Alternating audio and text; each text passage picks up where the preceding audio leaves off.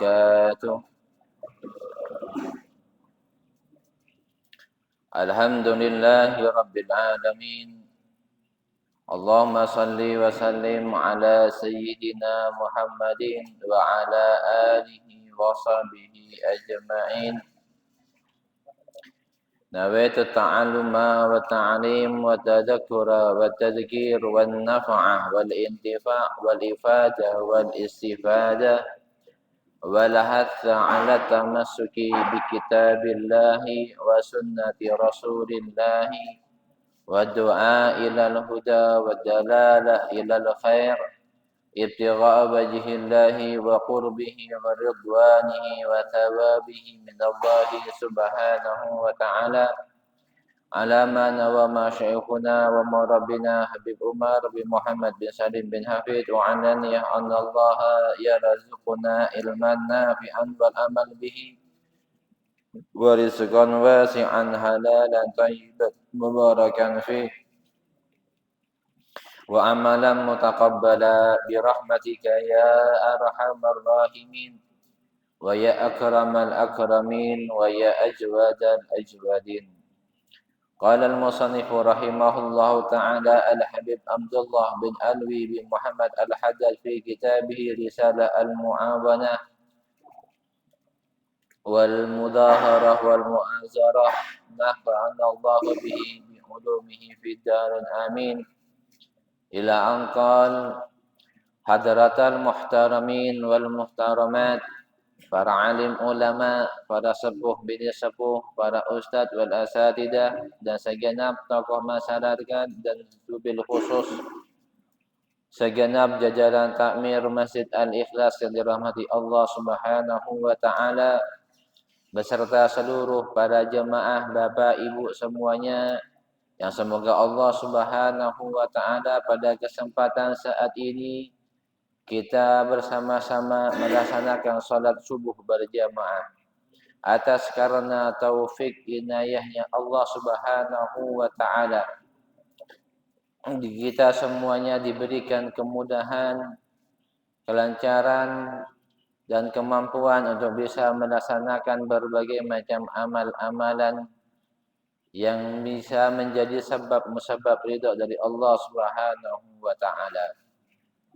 Semoga kita semuanya senantiasa mendapatkan taufik, hidayah, inayah dari Allah Subhanahu wa taala untuk bisa melakukan apapun hal-hal yang membuat Allah ridha kepada kita dan dijauhi segala apapun hal-hal yang menjauhkan kita ataupun hal-hal yang menyebabkan murkanya Allah kepada kita. Wa na'udzubillahi min dzalik. Dan semoga kita semuanya diberikan kemudahan dan kekuatan taufik hidayah inayahnya Allah Subhanahu wa taala untuk bisa melakukan apapun hal-hal yang menjadi sebab cintanya Rasulullah kepada kita semuanya dan bisa mengamalkan amalan-amalan sunnah-sunnahnya sehingga kita mendapatkan syafaatnya kelak yaumul qiyamah. Dan semoga Allah Subhanahu wa taala senantiasa melimpahkan rahmatnya dan keberkahannya untuk kita semuanya sehingga diberkahi usia kita, diberkahi umur kita, diberkahi keluarga kita, diberkahi rizki kita, diberkahi anak putu kita semuanya. Dan semoga Allah Subhanahu wa taala senantiasa menjaga diri kita dan keluarga kita semuanya dalam keadaan sehat walafiat dan selamat dunia akhirat dan hidup dengan taat. Amin amin ya rabbal alamin. Bapak, Ibu jemaah hadirin hadirat jemaah rahimakumullah. Pada pertemuan kemarin kita membahas tentang keutamaan menjaga salat 5 waktu secara berjamaah dan menjaga salat 5 waktu secara berjamaah. Wabil khusus kita sebagai muslim yaitu yang laki-laki salat berjamaah sangat dianjurkan di masjid. Wabil khusus yang berdekatan dengan masjid.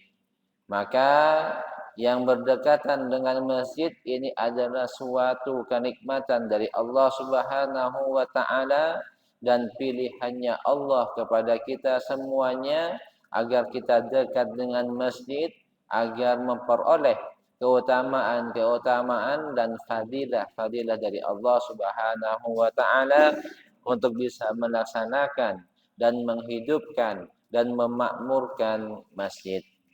Innama ya'muru masajidallah man amana billahi wal yaumil akhir. Adapun mereka yang memakmurkan masjidnya Allah, memakmurkan masjid, menghidupkan masjid adalah mereka yang beriman kepada Allah hari akhir. Ini adalah suatu penghargaan bagi kita semuanya yang menghidupkan masjid dengan sholat berjamaah lima waktu. Di mana sholat berjamaah 5 waktu lebih utama daripada sholatnya kesendirian.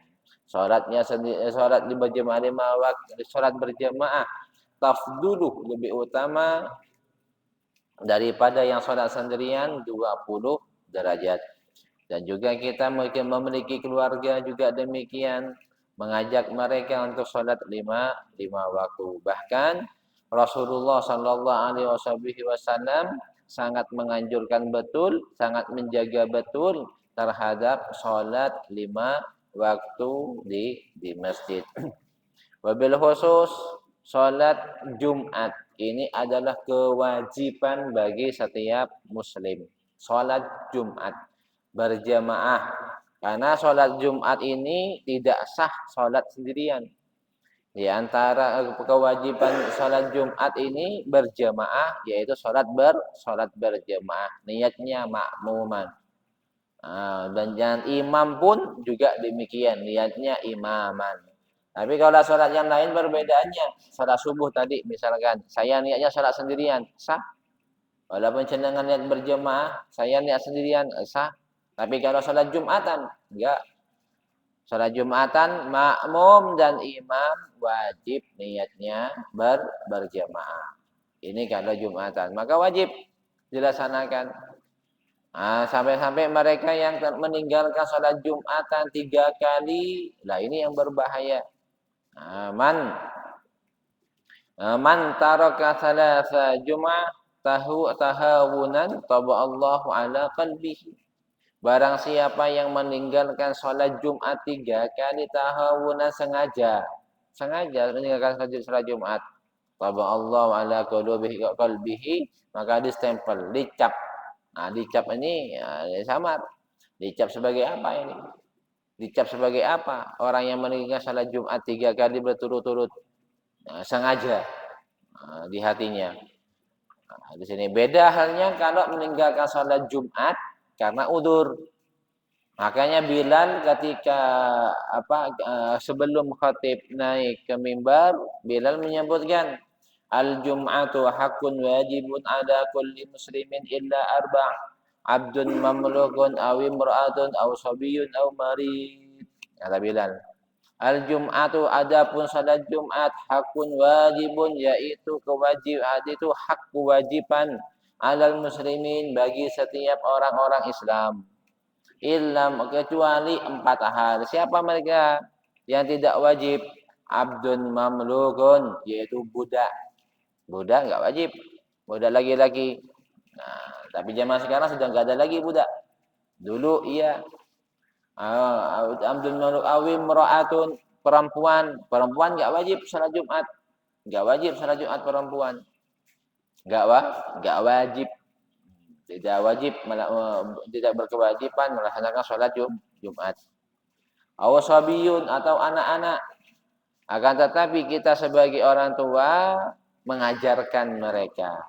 Nah, maka mengajarkan mereka ini, yang namanya mengajarkan mereka, kita harus mendampinginya. Secara hakikatnya, secara kebenarannya, anak kecil nggak wajib sholat Jumat. Akan tetapi kita sebagai orang tua mendampinginya, mengajarkannya. Mengajarkannya yang mendampingi, taruh di pinggir, taruh di samping kita. Jangan biarkan dia Dia keluyuran, jangan biarkan dia ke sana sini dari situ, dia teriak macam-macam bermain, tidak, dampingin. Dampingin. Nah, kita duduk paling belakang, paling pinggir, dengarkan. Disuruh dia dengarkan nak. Nanti dibicarakan ketika di rumah. Nanti kalau di masjid jangan guyonan, nggak boleh guyonan, harus diam, dengarkan khutbah. Begitu. Diajarkan cara bersedekah dan sebagainya. Nah, ini dampingin. Asabiyun au marid atau orang sakit, nggak wajib. Nggak wajib orang sakit menghadiri sholat Jumat. Kapan orang sakit ini sholatnya? Sholat zuhur setelah sholat Jumat. Dianjurkan setelah sholat Jumat. Artinya ketika sholat Jumat selesai, ya baru sholat zuhur. Kan udur. Kan dalam keadaan udur. Sholat. Nah, gini. Ini selain dari mereka, enggak musafir. Musafir. Kalau musafirnya tadi sebelum fajar, ini namanya udzur musafir. Udzur dalam keadaan musafir, udzur perjalanan, berangkatnya sebelum subuh. Sekarang subuh jam 3.43. Nah, jam 3.43 sekarang subuh. Maka berangkatnya jam berapa? Jam setengah 4, jam setengah 4. Jam 3.30 berangkat. Nah, ini adalah udzur musafir. Berangkat sebelum azan subuh. Keluar rumah sebelum subuh. Berangkat. Nah, di sini udzur musafir meninggalkan sholat Jumat. Tapi kalau berangkatnya setelah subuh, ya azan subuh, ya udah kita sholat. Berangkat jam 4. Dimanapun dia mendapati sholat Jumat, wajib dia sholat Jumat. Sholat Jumat. Nah, di sini dia wajib sholat Jumat. Ini yang harus diperhatikan kalau kita keluar perjalanan. Kalau kita melakukan perjalanan, diperhatikan kalau misalkan hari Jumat misalkan. Hari Jumatan. Jangan sampai kita meninggalkan sholat Jumat tahawun.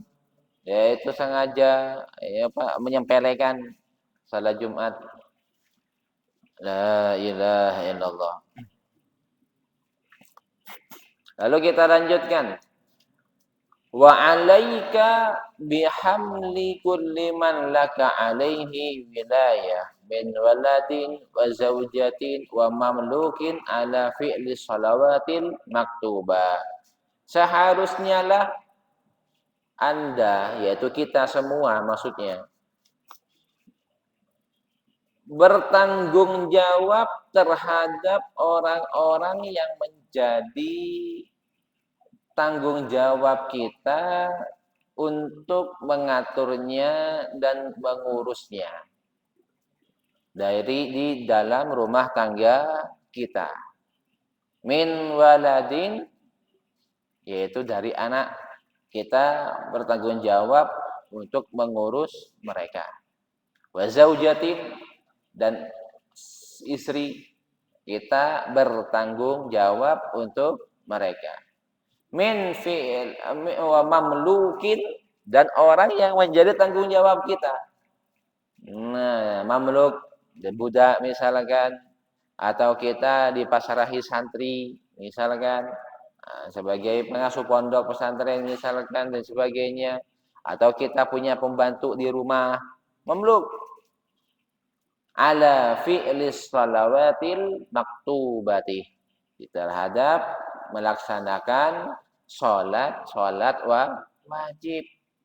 Maka kita bertanggung jawab terhadap orang-orang yang menjadi tanggung jawab kita di dalam rumah tangga kita, di antaranya istri kita, anak kita, atau pembantu kita, santri kita, murid kita. Ini tanggung jawab kita untuk menjaga mereka untuk senantiasa melaksanakan sholat 5 waktu. Misalkan kita sebagai suami, misalkan kita habis subuh mau ke masjid, berangkat subuh. Sebelum berangkat subuh, diingatkan dulu istrinya, Dek, istri, siapa ibunya fulan, gitu. Ayo subuhan, bangun, gitu. Saya berangkat dulu ke masjid. Dia sudah sadar bangun, udah. Ini sudah cukup kita untuk mengingatkannya. Nah, di sini anak kita khususnya yang sudah balik, bangunin, pintunya gedok. Jong, jong, endo, endo, ayo bangun, bangun, bangun, subuh, subuh, subuh. Ayo sholat, sholat, sholat, sholat. Ini diingatin. Wajib kita sebagai suami, wajib kita sebagai ayah mengingatkan mereka untuk melaksanakan sholat. Makanya yang pertama yang akan dihisab nanti di akhirat itu adalah kita, para bapak, kita, para suami. Nah, yang dihisab pertama ini kita nanti. Bagaimana kau terhadap anakmu, bagaimana kau terhadap istrimu, terhadap keluargamu, kita yang bertanggung jawab. Makanya seorang suami ini tanggung jawabnya lebih besar daripada seorang istri. Namun di dunia istri merasa dirinya ini lebih berat daripada suami. Dia merasa di rumah untuk masak, untuk nyiapin makanan, untuk beres-beres rumah misalkan, untuk ngurus anak. Seakan-akan dia merasa lebih berat. Nggak tahu, nggak paham. Nanti di akhirat seorang suami, seorang ayah akan diminta pertanggungjawaban semuanya terhadap apa yang menjadi tanggung jawabnya di rumah tangganya, istrinya, anaknya. Padahal kewajiban seorang istri itu, seorang wanita itu 5. Yang pertama taat kepada Allah, yaitu menjalankan sholat 5 waktu. Yang kedua puasa di bulan suci Ramadan. Ini kewajibannya. Yang ketiga adalah taat patuh terhadap suaminya. Yang keempat adalah menjaga kehormatannya. Jaga kehormatannya terhadap dari pandangan mata-mata orang-orang lain. Yang kelima terakhir, jagalah harta suaminya. Udah ini tak 5 ini yang menjadi tanggung jawab seorang istri dalam rumah tangga. Adapun suami, banyak suami berkewajiban untuk menafkahi istrinya, suami untuk mengingatkan dalam masalah sholatnya, suami mengingatkan dalam masalah keagamaannya, hal-hal yang menjadi kewajibannya dalam agama. Semuanya berkewajiban di suami. Di sinilah letak keadilan Allah Subhanahu wa taala terhadap pasangan suami istri. Dari sini maka wajib seorang suami, seorang ayah bertanggung jawab untuk keluarganya dalam memperhatikan sholatnya. Fa inim tana'a ahadun min haula'i min fi'liha fa 'alaika bi wa'dhin wa takhwifihi. Kalau dari salah satu mereka tidak melakukan apa yang diperintahkan oleh jenengan, oleh suami ataupun ayah untuk mengingatkan sholawat, mereka nggak mau, enggan melakukan di sini atau beralasan, fa'alaika, maka wajib bagi kamu wahai suami, wajib bagi kamu wahai ayah untuk anak-anaknya, suami untuk istrinya, biwa'dhihi wa takhwifihi, untuk menasehatinya. Yang pertama, ini jangan langsung dipukul. Enggak boleh langsung dipukul. Biwa'dhihi, ini urutannya. Biwa'dhihi, nasihatin. Wa'id, dinasehatin. Wa takhwifihi, dan diancam, artinya diingat-ingetin. Ayo, jangan dipukul, enggak boleh dipukul. Ayo, sholat. Gimana toh? Ini sudah balik, ini udah waktunya. Sampai kapan begini? Terus dinasehatin. Maka nasihat di sini, kata-kata wa'ad ini nasihat, kita harus jeli, harus pintar, harus paham, harus ngerti, harus bijak. dalam menasihati anak, dalam menasihati keluarga. Kalau masih kecil, anak kecil, masih usia SD, mungkin ada nasihat dengan cara takhwif. Takut-takutin. Awas, kalau sampai gak sholat nanti, awas Pak ya. Enggak jewer misalkan, enggak dapat jajan nanti, enggak boleh jalan-jalan, enggak boleh ikut begini, enggak boleh begini, awas ini. Ini. Nah, mungkin seperti itu. Tapi kalau yang dewasa, SMA, karena ini kalau SMA ini sudah masa-masa puber, gak mempan kalau hanya dinasihati secara keras.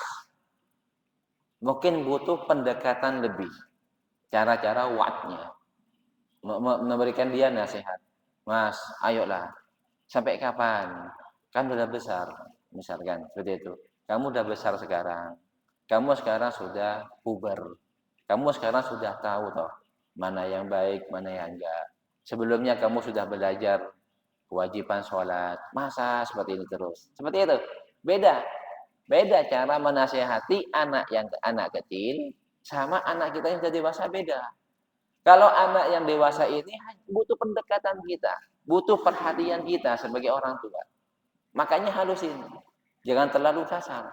Kalau terlalu kasar sama anak yang dewasa, karena dia itu jiwa muda mereka itu sangat sangat buas. Artinya sangat sangat panas. Ketika dimarahin begini, mana dia makin ini apa ini? Ojo ngatur aku wis tua kok, awas wis dewasa kok. Biarin aku gini malah. Mana jadi berantem. Enggak bagus nanti dalam rumah tangga. Nasihatin pelan-pelan kalau udah dewasa. Beda halnya kalau masih anak-anak. Ini ada metodenya pengajarannya terhadap anak-anak. Cara mengajarnya berbeda. Nah, terhadap keluarga, wa'id dulu. Dikasih nasihat dulu keluarga istri.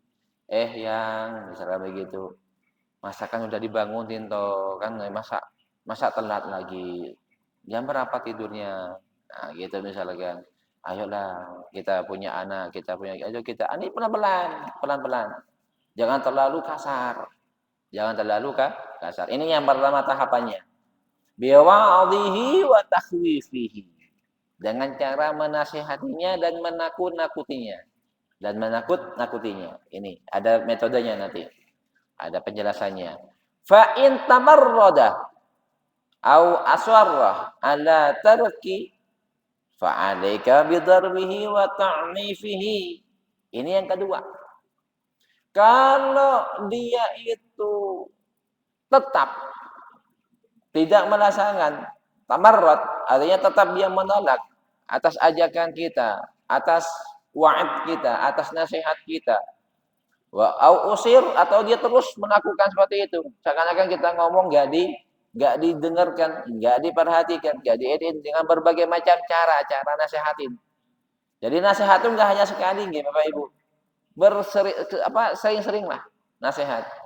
Nah, bahkan di dalam Quran juga kita diberitakan untuk sering-sering memberi nasihat wa tawasau bil haqqi wa tawasau bis sabr. Nah, saling terus-menerus memberi nasihat. Jadi enggak hanya sekali dua kali toh. Lah kalau udah dinasihatin, terus nasihat, berbagai macam cara nasihat, berbagai macam cara metode nasihat sudah diterapkan, terus dia seperti itu. Yang kedua, bidarbihi wa ta'nifihi. Dengan cara memukulnya, dengan cara pukulan yang tidak menyakitkan dia atau melumpuhkan dia. Enggak. Nah, di sini dalam satu riwayat di sini diterapkan dengan cara pakai siwak. Ayo. Dengan rasa ini atau betisnya gitu. Nah, dipukul. Atau kalau anak-anak dijewer. Ayo, iya, sampai kapan salat? Nah, sebelumnya enggak dijewer. Sebelumnya diomongin toh. Nah, tapi kalau sudah terus seperti ini, ayo dijewer dikit. Sampai kapan? Enggak sholat. Nah, kalau dulu almarhum ibu saya dibekang, dijubit bagian paha. Nah, ini sholat. Tidur. Lagi tidur. Tidur enggak bangun subuh langsung dibekang, langsung dijubit bagian paha. Gimana enggak bangun? Nah, ya begini udah seram. Nah, ini dijewer.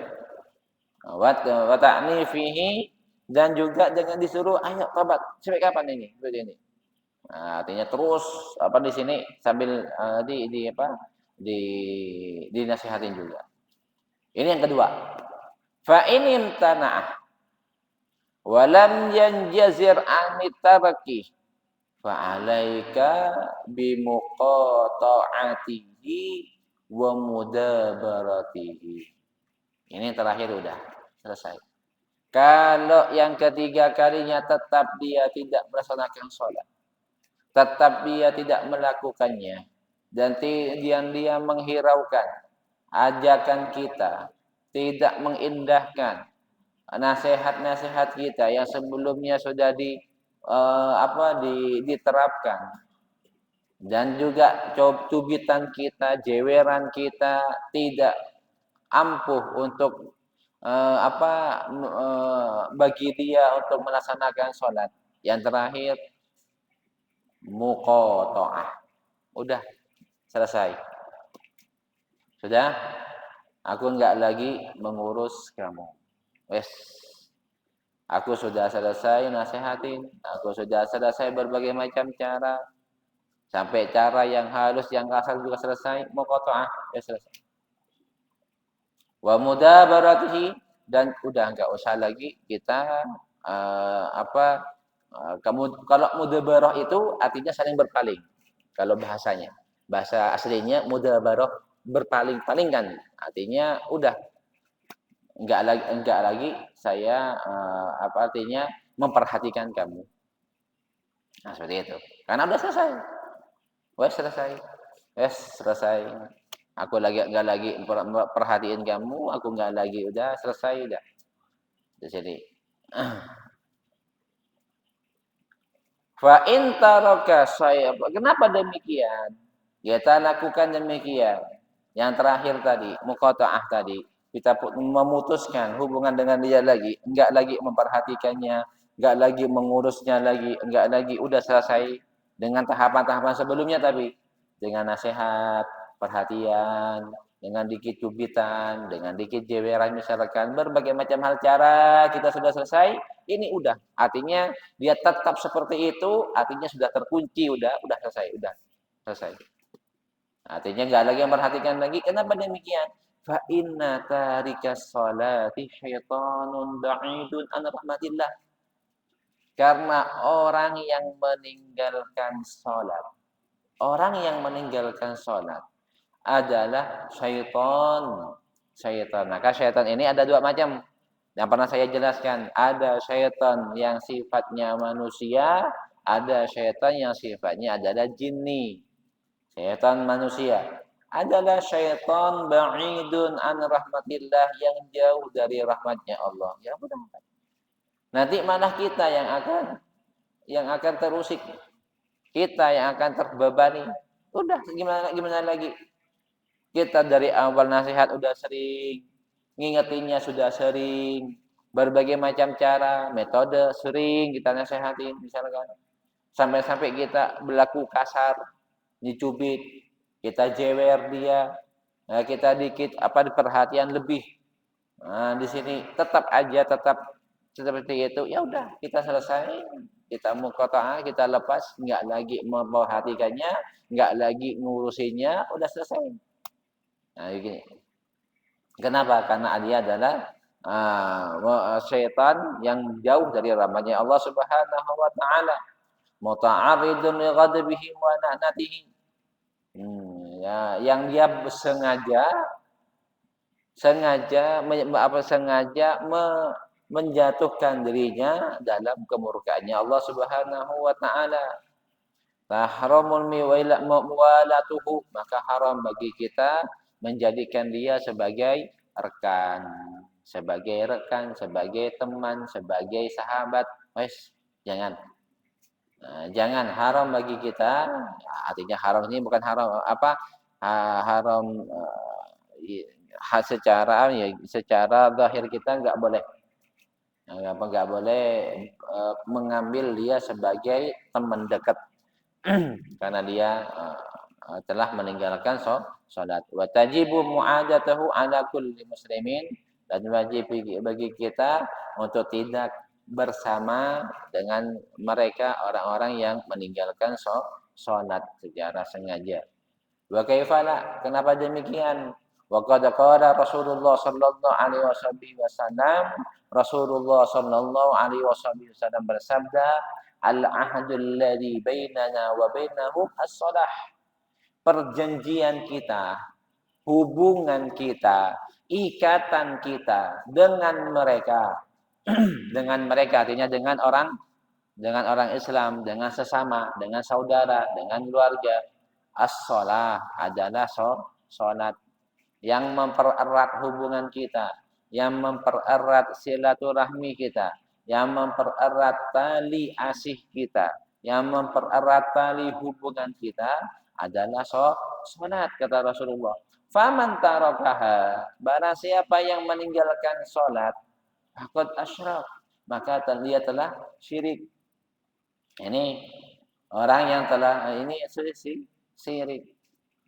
Orang yang meninggalkan salat. La wa qad qala sallallahu alaihi wasallam, Rasulullah sallallahu alaihi wasallam juga bersabda, la dinah liman la salata lah. Tidaklah seseorang tersebut dianggap beragama. Tidaklah seseorang tersebut dianggap beragama liman la salatalah, bagi mereka yang tidak salat. Islam, ya Islam. Maja syahadat, doa lima syahadat, iya Islam. Akan tetapi saya enggak pernah lihat dia salat. Ada sini. La dina liman la salatalah, tidaklah dia dianggap sebagai beragama Islam. Kenapa? Karena rukun Islam di antaranya adalah salat. Iya Islam. Syahadatain adalah syarat. Baca dua kalimat adalah syaratnya masuk Islam. Akan tetapi dikatakan dia seorang muslim adalah dengan menjalankan rukun Islam. Dijalankan. Nah, gini. Nah, bukan hanya masuk tok. Bukan hanya masuk baca dua kalimat syahadat lalu enggak salat. Enggak. Nah, dilaksanakan rukunnya yaitu salat yang setelah syahadat. Salat, zakat. Nah, nanti dibahas setelah ini nanti. Fase setelahnya adalah fase masalah zakat. Nanti kita bahas tentang masalah-masalah zakat. Makanya sholat sama zakat ini berbarengan. Hatta di fikih pun juga berbarengan. Sholat, zakat. Di tasawuf juga demikian. Sholat, zakat. Nanti insya Allah pertemuan akan datang tentang bahas masalah sholat. Masalah zakat. Insya Allah. Nah ini. La dina liman la salata lah. Tidaklah seseorang dianggap beragama Islam, maksudnya dia meninggalkan sholat. Dia enggak sholat. Wa innama mathalus salati min dadin kamathalir ra'si minal jasadi. Adapun perumpamaan salat, innama mathalus salati. Adapun perumpamaan salat dalam agama adalah seperti kepala bagi jasad. Nah itu. Maka di sini ini Rasulullah bersabda, perumpamaan sholat dalam agama Islam, adalah ibarat perumpamaan kepala dalam jasad. Orang tanpa kepala nggak mungkin dia hidup. Sama juga seseorang yang beragama tanpa sholat tidak akan pernah kekal dalam agamanya. Nah, di sini terombang-ambing dia, tersesat dia. Kalau dia meninggalkan sholat, laksanakan sholat. Makanya sholat ini sangat utama.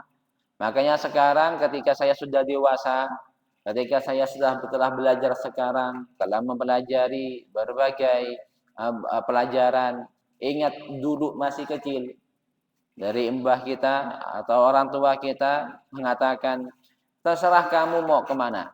Ini ingat, hingga sekarang. Terserah kamu mau kemana.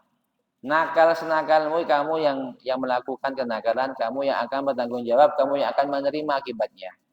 Karena dulu saya suka main bola, manjat pohon, Saya suka manjat pohon, main bola, pulang kadang main hujan-hujanan, macam-macam. Terserah kalau kamu mau nakal.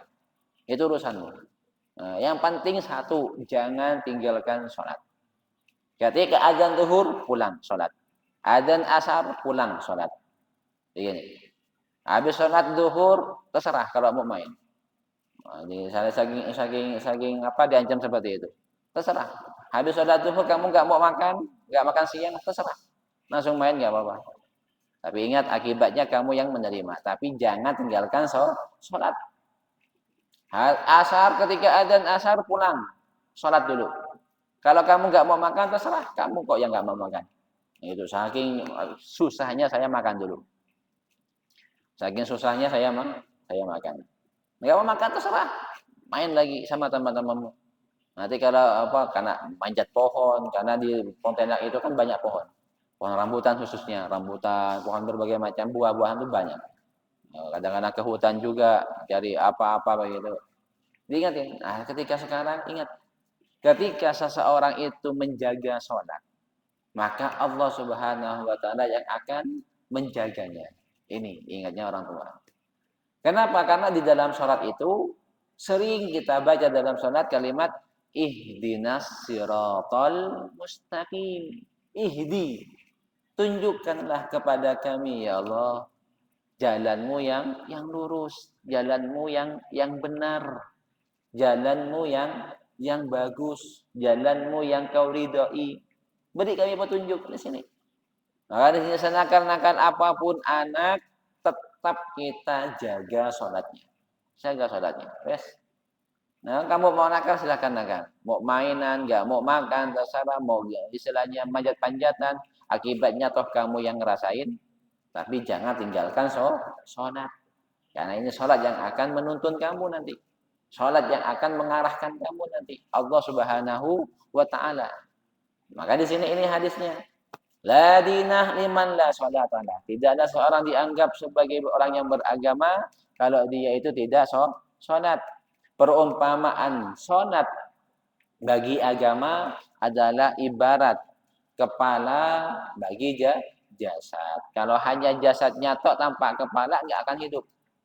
Nah, tapi di sini maka harus ada kepalanya. Wa alaika bitafarruqi yaumal jum'ati min jami'i asgharid dunya. Dan sepatutnya lah Anda yaitu bagi kita semuanya bitafarruqi mengkhususkan hari Jumat, memfokuskan hari Jumat dari untuk beribadah, meninggalkan segala hal-hal yang menyibukkan kita dari urusan agama, dari urusan dunia. Maka cukuplah dalam 7 hari 1 hari kita khususkan untuk benar-benar memfokuskan diri kita ibadah kepada Allah Subhanahu wa taala yaitu hari Jumat. Nah, di sini pentingnya kita mengkhususkan hari Jumat. Maka Jumat di sini khususkan di hari Jumat untuk beribadah. Makanya di hari Jumat pun disunahkan mandi sunnah hari Jumat. Nah, kalau hari-hari lainnya nggak ada sunnah mandi Senin, sunnah mandi Selasa, sunnah mandi Kamis, nggak ada. Yang ada adalah sunnah mandi hari Jumat atau sunnah mandi menghadiri sholat Jumat. Dikhususkan memperbanyak baca sholawat, baca surat Al-Kahfi, baca surat Al-Muzammil, baca surat Al-Mudaththir, baca surat As-Sajdah dan sebagainya, baca sholawat yang banyak, menghadiri sholat Jumat lebih awal. Nah, gini, waj'al hadzal yaum asyarif khalisan li akhiratika. Jadikan satu hari ini sebagai hari yang khusus antara kamu dengan Allah Subhanahu wa taala untuk akhiratmu. Fala tastaghil fihi illa bimahadil khair wa majarat ilikbar Allah. Dan jangan kita gunakan seluruh sepekan ini semuanya sibuk dengan dunia. Sehingga kita hari Jumat pun disibukkan dengan dunia. Jangan eman-eman. Nah, cukuplah 6 hari kita sibuk dengan pekerjaan kita, dengan duniawi kita, dan jadikan satu hari ini adalah sebagai hari yang istimewa antara kita dengan Allah Subhanahu wa taala. Wa ahsin al-muraqabah li sa'atil ijabah wa hiya sa'atun takunu fi kulli yaumin jum'ah la yuwafiquha muslim yas'alullaha fiha khair wa yasta'idzuhu min syarrin illa istajaballahu lah. Dan perbaikilah antara hubungan kita dengan Allah Subhanahu wa taala untuk menjadikan hari Jumat tadi hari yang istimewa dengan berdoa, bermunajat kepada Allah Subhanahu wa taala. Karena di dalam hari Jumat tadi ada waktu-waktu yang istijabah. Tidaklah seseorang memohon kepada Allah dengan permohonan kebaikan untuk dirinya dunia dan akhirat, dan dia memohon untuk keselamatan dirinya di dunia maupun di akhirat, kecuali Allah Subhanahu wa taala mengijabahi doa-doa tersebut. Hari Jumat ada saat waktu-waktu ijabah, banyak versinya. Sebagian mengatakan yaitu subuh hari Jumat, setelah subuh, sebagian mengatakan setelah duha, sebagian mengatakan pas waktu mimbar, khatib naik mimbar, pasti mengatakan di saat antara duduk dua khatib, dua khutbah. Di antara saya mengatakan setelah sholat Jumat, sebagai mengatakan setelah sholat asar, terus ini istimewanya hari Jumat. Maka perbaiki hubungan kita dengan Allah Subhanahu wa taala dengan beribadah, khususkan di hari Jumat. Wa alaika bil bukuri ilal Jum'ati. Dan sepatutnya lah kita lebih awal berangkat ke masjid. Ini untuk kita para jemaah. Untuk khatib berangkat akhir. Untuk khatib itu memang berangkatnya akhir. Karena khatib ini menunggu. Karena ya, di antaranya hadis yang kita pelajari insya Allah di pekan akan datang kalau nggak salah. Hadisnya di pekan akan datang kan kita bahas tentang hari Jumat. Karena disebutkan di hari Jumat, innal malaikata waqafat malaikatu ala idad hadisnya. Jika pada hari Jumat malaikat berdiri di pintu-pintunya masjid. Mana di sini? Jika tiba hari Jumat, para malaikat berdiri. Idza kana yaumul jum'ati waqafatil malaikatu ala babil masjid. Jika tiba hari Jumat, para malaikat berdiri di pintu-pintunya masjid. Yaktubunal awal fal awal. Mereka mencatat orang yang lebih pertama, orang yang pertama masuk ke masjid. Seperti perumpamaan orang yang hadir lebih awal ke masjid, perumpamaannya adalah mereka seakan-akan telah bersedekah onta. Orang yang datang setelahnya seperti halnya dia telah bersedekah sapi. Orang yang datang setelahnya perumpamaannya seperti bersedekah kambing. Orang yang datang setelahnya perumpamaannya seperti orang yang bersedekah ayam. Orang yang datang setelahnya perumpamaannya seperti orang yang bersedekah telur. Nah, di sini fa idza kharajal imam yahtubu fa idza kharajal imam tawwa suhufahum yastami'un dzikra. Jika imam keluar, di sini imam khatib datang terakhir, bukan lebih awal. Nah, jika imam keluar untuk menghadiri sholat Jumat, untuk melakukan masakan khatib, di sini tawwaw suhufahum, dilipat. Catatan amal, catatan untuk mereka yang datang lebih awal ke masjid.